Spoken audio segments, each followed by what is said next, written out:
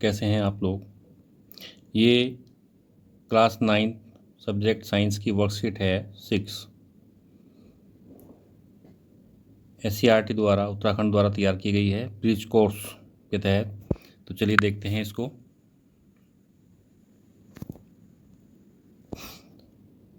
इसका टॉपिक है reflection and refraction of light, यानी कि रिफ्लेक्शन प्रकाश परावर्तन और रिफ्रैक्शन प्रकाश अपवर्तन। Activity 1। Dear students, you have to do this activity at night or in a dark room. एक डार्क रूम में आपको इसको एक्टिविटी को करना है। Ask your friend to hold a mirror in his hand. उसके हाथ में एक मिरर देना है और उसको कहना है होल्ड, इसको पकड़े रखें। At one corner of room, कमरे के एक कोने में। Stand at another corner with a torch in your hand, और आप दूसरे कोने में खड़े हो जाएंगे अपने हाथ में टॉर्च पकड़कर। Cover the glass of torch with your finger and switch it on, उसे स्विच ऑन करना है और अपने टॉर्च के आगे हाथ लगा लेना है। There should be small gap between your finger, छोटा सा स्मॉल गैप आपको देना है, अपनी उंगलियों को हल्का सा खोलना है। Direct the beam of torch light, जो टॉर्च की लाइट का बीम है, टू मिरर, छोटा सा बीम उसकी mirror per your friend is holding, जो उसके आपके फ्रेंड ने पकड़ा है उस पर पड़ना चाहिए। Adjust the direction of torch so that path of light falls of on mirror, सीधे लाइट आपके उसके मिरर पर लगे। दिस एक्टिविटी शोज, ये जो एक्टिविटी आप करेंगे ये क्या शो करती है, रिफ्लेक्शन को, प्रकाश के परावर्तन को। Also that light travels in a straight line, मतलब आप देखेंगे कि प्रकाश स्ट्रेट लाइन में यानी कि सीधी लाइन में चल रहा है। When light falls on a smooth mirror and return to the same medium, और लाइट क्या है, मिरर से टकराकर आपकी उसी मीडियम में, उसी माध्यम में वापस लौट रही है। इट इज़ कॉल्ड रिफ्लेक्शन, इसे क्या कहते हैं, प्रकाश का परावर्तन कहते हैं। यानी कि इसको थोड़ा समझते हैं हम। ये हिंदी में दिया हुआ है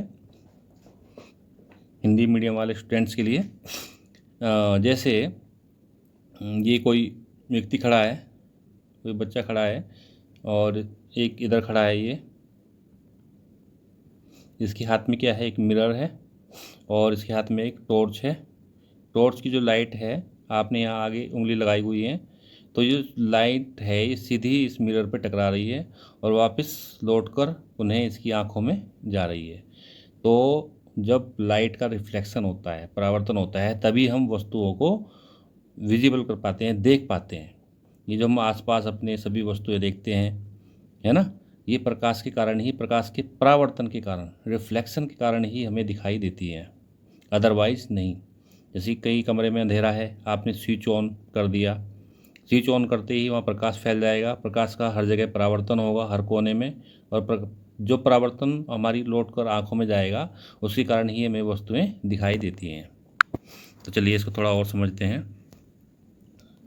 देखिए, रिफ्लेक्शन ऑफ लाइट, प्रकाश के परावर्तन को। द लाइट रेज डैट, जो प्रकाश की किरणें हैं वो सीधी रेखा में चलती हैं, उससे प्रैक्टिकल से हमारा हो गया है clear. That are incident on the reflecting surface are known as incident rays, and the light rays that are reflected off the surface are known as reflected rays. किसी पृष्ठ पर पड़ने वाले प्रकाश किरण को आपतित किरण, कौन सी, जो उस पर, उसे इंसिडेंट रेज कहते हैं, जो आ रही है। एंड पृष्ठ से परावर्तन के पश्चात वापस जाने वाली प्रकाश किरण को परावर्तित किरण, रिफ्लेक्टेड रेज कहते हैं। अच्छा, इसके दो नियम है। इससे पहले हम इस डायग्राम को थोड़ा समझ लेते हैं, आपको दिखाते हैं। ये एक सरफेस है, ठीक है, सरफेस है या मिरर है, जो भी है। तो परावर्तन तो सब जगह, लाइट तो सब जगह पड़ रही है ना, सब जगह से परावर्तन हो रहा है। लेकिन हम बात कर रहे हैं ए से एक लाइट किरण यहाँ पे आती है और ये इस सरफेस पे एक बिंदु है जिसे क्या कहते हैं, आपतन बिंदु। ये प्रकाश किरण यहाँ पड़ी और यहाँ से इस माध्यम में बी की ओर वापस उसी माध्यम में दूसरी ओर चली गई। ये देखिए दो माध्यम है, एक तो ये है मीडियम 1 और ये मीडियम 2, विरल माध्यम और सघन माध्यम, इसको हम आगे पढ़ेंगे। तो ये ए जो है, ये जो रेज आ रही है, ये कहलाती है इंसिडेंट रेज, यानी कि आपतित किरण, आने वाली किरण। और जो लौट के जा रही है उसी माध्यम में दूसरी ओर, ये कहलाती है रिफ्लेक्टेड रेज, यानी कि परावर्तित किरण। और ये सरफेस और ये आपतन बिंदु। अब इसके दो, अब इन देखिए यहाँ पर हमने एक ये लाइन खींच दी है, ये क्या है, एक आभासी लाइन हमने इसको डिवाइड कर दी है समकोण पर, जो क्या होती है, एक आभासी लाइन है जिसे हम अभिलंब कहते हैं। क्या कहते हैं, अभिलंब। और इसके बीच में यानी कि ए ओ और एन के बीच में कोण बना है आई। ठीक है जी, इसे कहेंगे हम आपतन कोण, इंसिडेंट एंगल। और ये यहाँ पे इनके बीच में एन ओ बी के बीच में जो कोण बना है ये है आर, ये साइन आर, इसे कहेंगे हम रिफ्लेक्टेड एंगल। ठीक है, तो चलिए हम आगे समझते हैं। अब प्रकाश परावर्तन के भी दो नियम हैं। ये नियम के तहत ही साइंस में नियम सिद्धांतों का बड़ा महत्व होता है। द एंगल ऑफ इंसिडेंट, यानी कि ये वाला, is equal to angle of reflection, यानी कि जो परावर्तन कोण है आई आर, यानी कि I is equal to R. Sine लिख लेते हैं इसको, साइन SIN, साइन आर, यानी कि I is equal to R, angle I is equal to angle R. यानी कि आपतन कोण परावर्तन कोण दोनों बराबर होने चाहिए, बड़े नहीं होने चाहिए। ऐसा नहीं होना चाहिए कि ये अब आया किरण यहाँ पे आई और इधर जा रही है और बीच में अविलंब है, ये कोण छोटा हो गया ये बड़ा हो गया, ये नहीं चलेगा। ठीक है, इसको और समझते हैं। सेकंड इसका नियम क्या कह रहा है, द इंसिडेंट रेज, जो आने वाली किरण है यानी कि ये वाली, रिफ्लेक्टेड रेज यानी कि जाने वाली ये वाली, and the normal line, normal line यानी कि अभिलंब, in the same plane, plane मतलब सरफेस, इस सरफेस पर एक ही बिंदु पर होने चाहिए। ये इसका दूसरा नियम है, यानी कि आपतित किरण, परावर्तित किरण और अभिलंब एक ही तल में एक ही बिंदु पर स्थित होने चाहिए। चलिए स्टूडेंट्स आगे बढ़ते हैं। नेक्स्ट एक्टिविटी है सेकंड, एक्टिविटी सेकंड, गतिविधि 2। टेक ए ग्लास और बोतल and fill it with clear water. एक बोतल ले लो, एक गिलास ले लो, उसको क्लियर वाटर यानी कि साफ पानी से भरना है।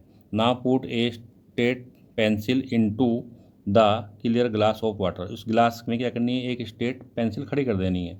You are able to see how the light move, light कैसे मूव करती है through the water and appears to bend the pencil, पेंसिल को कैसे मोड़ देती है। This is because transparent materials like water have a different density than the air it is travelling. और हवा कैसे ट्रेवल करती है, in causing the light of change velocity and direction inside of it, therefore making the pencil look bent. यानी कि एक बोतल अथवा एक गिलास लीजिए, इसमें साफ पानी भरो, अब इसमें एक सीधी पेंसिल डालो। आप देख सकते हैं कि कैसे प्रकाश की किरण पानी में गति करती है और इसके कारण पानी में रखी पेंसिल मुड़ी हुई दिखाई देती है, बैंड दिखाई देती है। ऐसा इसलिए क्योंकि पारदर्शी माध्यम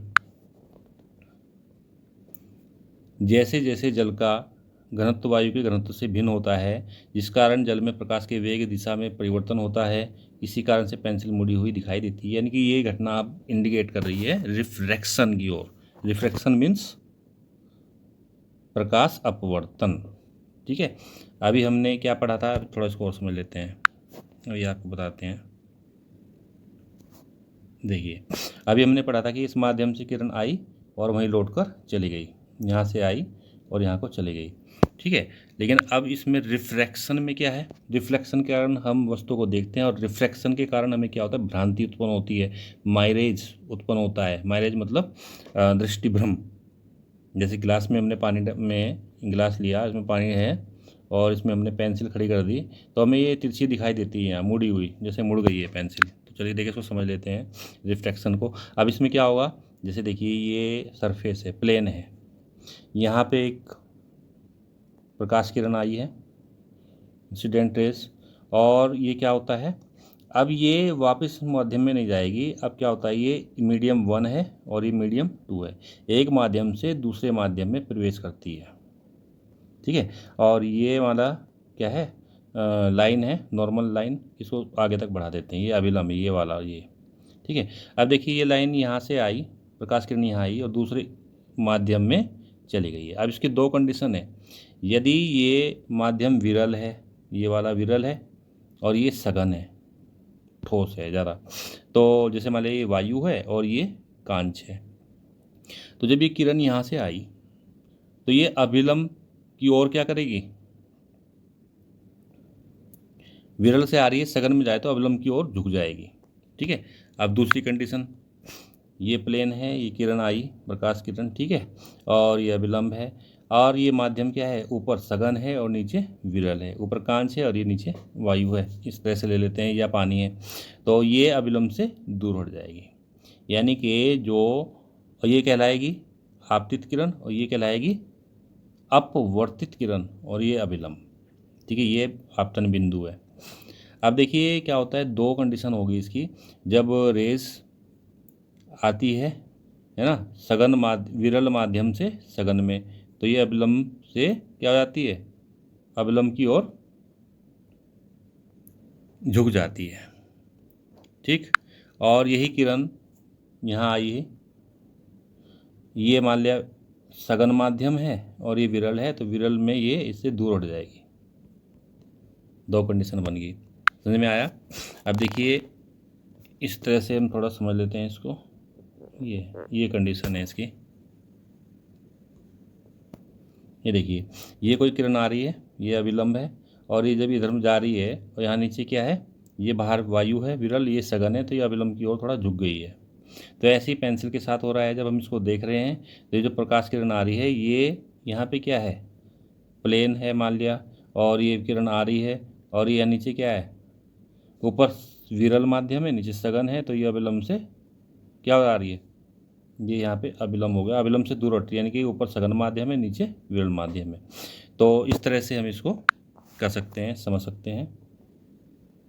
अब रिफ्रैक्शन के भी दो नियम होते हैं, आने वाली किरण आपतित किरण, अभिलंब, और बाहर की ओर दूसरे माध्यम में जाने वाली किरण, तीनों एक ही बिंदु पर स्थित हों।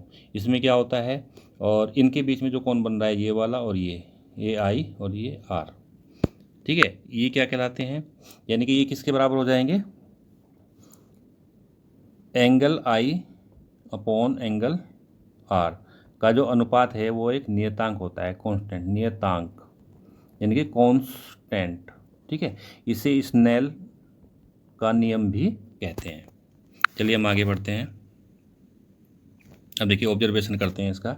इस दिए गए चित्र को ध्यान से देखो और बताओ किस घटना को दर्शा रहे हैं। ये तो मुझे लग रहा है कि तारे टिमटिमा रहे हैं, और ये क्या बन रहा है, रेनबो बन रहा है, इंद्रधनुष बन रहा है। अब ये पूछ रहा है ट्विंकल ऑफ स्टार, तारों का टिमटिमाना, और emerging of rainbow after rain, वर्षा के बाद इंद्रधनुष का, रेनबो का बनना। ये सब क्या घटनाएं हैं, किसके कारण हो रही हैं, रिफ्रैक्शन के कारण, वायुमंडलीय अपवर्तन के कारण, नॉट परावर्तन, अपवर्तन के कारण। परावर्तन के कारण हम सिर्फ देख सकते हैं वस्तुओं को, और तारों का टिमटिमाना, इंद्रधनुष का बनना, ये सब क्या रिफ्रैक्शन के कारण हो रहा है। अब देखिए होता क्या है रिफ्रैक्शन में, आपको थोड़ा समझा देते हैं। जैसे ये वायुमंडल है, ठीक है, और ये कोई व्यक्ति है, इसकी आँख है, इसमें प्रकाश पहुंच रहा है, तो ये वायुमंडलीय अपवर्तन में ये सीधे ना पहुंच के, प्रकाश ऐसे ना पहुंच के कैसे हो जा रहा है, ये प्रकाश जो पहुंच रहा है वो ऐसे वायुमंडलीय अपवर्तन के कारण ऐसे जिग जैग करके पहुंच रहा है, तो हमें तारे टिमटिमाते हुए दिखते हैं। चलिए हम आगे बढ़ते हैं। अब ये थोड़ा लेंथी है ये वाली worksheet, graphical display of speed, गति का ग्राफीय प्रदर्शन। चलिए ठीक है, इसको देख लें। Activity third, the data related to motion, the two objects A and B are given in the table. Observe the tell whether the motion of the object in uniform of unequal। ठीक है, दो वस्तुओं ए और B की गति से संबंधित आंकड़ों को सारणी में दिया गया है, ध्यान से देखें और बताएं वस्तु की एक समान गति है या असमान गति है। देखिए इस टेबल को थोड़ा देख लेते हैं। ये टाइम दिया है, ये ए वस्तु की दूरी दी है मीटर में, ये बी वस्तु द्वारा तय की गई दूरी दी है मीटर में। अब देखिए ये टाइम है 9:30 AM, उसके बाद है 9:45, 15 मिनट का गैप है। उसके बाद है 10 यानी कि 15 मिनट का गैप है। 10:15 इसमें 15 मिनट का गैप है। 10:30 इसमें 15 मिनट का गैप है। 10:45 यानी कि इसमें 15 मिनट का गैप है। और 10:45 के बाद 11 इसमें भी 10-15 मिनट का गैप है। तो सब में क्या है 15 मिनट का गैप है, यानी कि टाइम क्या है इक्वल है, समय अंतराल क्या है इक्वल है, एक जैसा है। अब देखिए जो ए वस्तु है इसने दूरी तय करी 15 मिनट में 10 मीटर, अगले 15 मिनट में 20 मिनट, अगले में 30। तो ऐसे ही इनमें अंतर कितना आ रहा है 10 और 10 20, 10 का अंतर 20 और 10 20 और 10 30, इसमें 10 का 30 10 40, 40 50 60, 60 से 70, सब में 10 मिनट का अंतर आ रहा है। तो यानी कि जो टाइम है प्रत्येक में 15 मिनट का, 15 मिनट में ये ए वाली वस्तु है ये दूरी तय कर रही है हर 10 मीटर, इनके समय दूरी समान है। यानी कि जब प्रत्येक समांतराल में समान दूरी तय होती है तो वह एक समान चाल कहलाती है। अब वस्तु बी में देख लेते हैं। बी में क्या कर रहा है, टाइमिंग यही है 15 मिनट में इसने क्या करा 12 मीटर चली, अगले 15 मिनट में ये 19 चली, अगले 15 मिनट में 23। समय अंतराल समान है लेकिन ये यहाँ 35 37 41 44 ये हो गया है। अब इनका डिफरेंस देखो 12 और 19 के बीच कितना अंतर है, 12 और 7 मीटर का अंतर है। अब 19 और 23 के बीच 19 1 20 3 से 4 मीटर का अंतर है। 23 और 35 के बीच 7 और 5 12 मीटर का अंतर, यानी कि जो दूरी है वो असमान है, कभी वो 7 मीटर चल जा रहा है, कभी 4 मीटर, कभी 12 मीटर, ऐसे ही। और समय समान है, यानी कि समय समान समय अंतराल में, ये तो 15 ही मिनट है ना। वस्तु द्वारा तय की गई असमान दूरी, ये समान दूरी है, कभी 7 मीटर जा रहा है, कभी 4 मीटर चल रहा है 15 मिनट में, कभी भगा रहा है उस गाड़ी को, भाग रहा है 12 मीटर जा रहा है, कभी 14 मीटर जा रहा है ना। तो समय समान है, दूरी असमान है, तो ऐसी गति को क्या कहते हैं, असमान दूरी कहते हैं। चलिए आगे बढ़ते हैं। देखिए इसने दिया भी है यूनिफॉर्म मोशन, एक समान गति को क्या कहते हैं, यूनिफॉर्म मोशन। यदि कोई वस्तु समान समंतराल में समान दूरी तय करती है उसी गति को असमान गति कहते हैं, हमने बताया है। दूसरा है असमान गति यानी कि अनयूनिफॉर्म मोशन, यानी कि यदि कोई वस्तु समय समान समयांतराल में असमान दूरी तय करती है जैसे हमने बताया है तो उसी गति को असमान गति नॉन यूनिफॉर्म मोशन कहते हैं। तो चलिए आगे बढ़ते हैं बच्चों, आप इसको नोटबुक पे नोट करेंगे, समझेंगे और सर मैम से चेक कराएंगे। एक्टिविटी 4 गतिविधि 4, make a graphical representation of the motion basis information about many events can be convexly represented by graphs, a linear graphs needed to represent the motion of a object। गति का graphic प्रदर्शन कीजिए। यदि घटनाओं के बारे में मूल जानकारी सुविधाजनक विधि से ग्राफ द्वारा प्रदर्शित की जाती है तो वस्तु की गति को दर्शाने के लिए एक रेखीय ग्राफ खींचिए। तो सीधी सी बात है, जो एक समान यूनिफॉर्म मोशन है, एक समान गति है, उसका जो ग्राफ बनाएंगे वो सीधी रेखा प्राप्त होता है। और जो नॉन यूनिफॉर्म है, असमान गति है, उसका जो ग्राफ बनाते हैं समय दूरी के बीच का, तो वो एक वक्र प्राप्त होता है। चलिए कैसे देख लेते हैं, थोड़ा समझ लेते हैं इसको। क्या दिया है इसने, ये दे रहा है दूसरा velocity of A car at different time. ठीक है, वेलोसिटी मतलब वेग, कार का वेग डिफरेंट टाइम पे, टाइम अलग अलग है और अलग अलग टाइम पे क्या है कार का वेग उसने दिया है। देखो 0 सेकंड पे शुरुआत में उसका वेग भी 0 है, 5 सेकंड के बाद उसका वेग हो गया 2.5 मीटर प्रति सेकंड, और 10 के बाद 5 मीटर प्रति सेकंड, 15 पे 7.5 मीटर प्रति सेकंड, 20 पे 10 मीटर प्रति सेकंड, 25 पे 12.5 मीटर प्रति सेकंड, 30 पे 15 मीटर प्रति सेकंड उसका वेग है। अब देखिए टाइम देख लीजिए, 0 से 5, 5 से 5 10, 10 और 5 15, 15 5 20, 5 25, 5 30, यानी कि 5 का अंतर है, तो यानी कि समय समांतराल समान है। अब देखते हैं वेग, उसका मीटर प्रति सेकंड में लिया जाता है, इसका मात्रक है वेग का। अब देखिए यहाँ पे ये अंतराल 0 से 2.5 हुआ, 2.5 और 2.5 5, 5 और 2.5 7.5, 7.5 और 2.5 10, 10 और 2.5 12.5, 12.5 2.5, यानी कि यहाँ पे भी 2.5 का डिफरेंस है। तो अब कैसी ये गति हुई उसकी आप समझ सकते हैं। समय समांतराल में समान समांतराल में समान दूरी तय कर रहा है, तो कौन सी हो गई, वेरी गुड। हाँ, डिस्टेंस टाइम ग्राफ, दूरी समय ग्राफ। अब देखिए इसको थोड़ा समझ लेते हैं, ऊपर करते हैं इसको। The change in position of an object with time can be expressed by A distance time graph by adopting A convention scale. यानी समय के साथ किसी वस्तु की स्थिति परिवर्तन को एक सुविधाजनक पैमाना अपनाकर दूरी समय ग्राफ व्यक्त किया जाता है। पैमाना तो ऐसे मानते हैं, जैसे आप पहले भी पढ़ा होगा आपने, जैसे मान लिया 1 मीटर का हमें कोई लाइन खींचनी है, तो इसका 1 मीटर बराबर हम एक क्या मान लेंगे, 1 सेंटीमीटर। स्केल जो हमारा है, स्केल पे 1 सेंटीमीटर को हमने 1 मीटर के बराबर मान लिया। तो इस तरह से काउंट कर लेते हैं। जैसे टाइम का मानना है तो 1 किलोमीटर बराबर हमने 1 सेंटीमीटर मान लिया, जो हमारी स्केल है। यानी कि 1 सेंटीमीटर का जो निशान लगाएंगे वो समझ लेंगे हम 1 किलोमीटर दिखा रहे हैं। चलिए हम आगे बढ़ते हैं, इसको ग्राफ खेल लेते हैं। ये देखिए इसने ग्राफ को दिखाया है। इस साइड में क्या है, दूरी 0, 10, 20, 30, ये समय समांतराल है, समान है ना। और ये इधर क्या है, समय समान। समय कितना है, 0 से 20, 20 से 40, 60 है ना। और ये मिनट में है। और ये सब में अंतर कितने का है, 20 का, यहाँ 20 का और यहाँ भी 20 का। और ये क्या है, दूरी। दूरी भी समान दिखानी है। 10 का अंतर है, 10 का अंतर है, 10 का अंतर है, 10 का अंतर है। तो यहाँ से चला, मान लिया कोई पोजीशन है तो ये ग्राफ आ गया, ठीक है। अगली पोजीशन ये है, यहाँ पे आ गया। अगली पोजीशन ये है तो यहाँ पे आ गया। अगली पोजीशन ये है, ठीक है, ये वाली है तो यहाँ पे आ गया। तो जब हम इसको ग्राफ करेंगे तो सीधी रेखा प्राप्त होगी, जो हमने पहले भी आपको बताया था, है ना। और जैसे मान लिया यहीं पे असमान है, नॉन यूनिफॉर्म मोशन है, तो उसके लिए क्या करेंगे, यहाँ पे क्या आ जाएगा, समय में समय तो समान रहेगा। ये जो दूरी है, मान लिया यहाँ पे हमने कर दिया 15, यहाँ कर दिया हमने 20, यहाँ कर दिया हमने 30, ये दूरी डिफरेंस होगा इसमें। अब जब हम यहाँ से चलेंगे इसको लेके, ये यहाँ पे आ गया और ये कहाँ जाएगा, यहाँ पे आ जाएगा, सॉरी यहाँ पे आ जाएगा, और ये वाला यहाँ पे आ जाएगा, और ये वाला थोड़ा यहाँ आ जाएगा। तो इसके बीच जब मिलाते चलेंगे तो ये वक्र रेखा प्राप्त होगी। नेक्स्ट देखते हैं, इसमें क्या बता रहा है ये। हाँ, एक समान चाल में गतिमान किसी वस्तु का दूरी समय ग्राफ सीधी रेखा प्राप्त होता है। चलिए छोड़िए इसको, आगे बढ़ते हैं।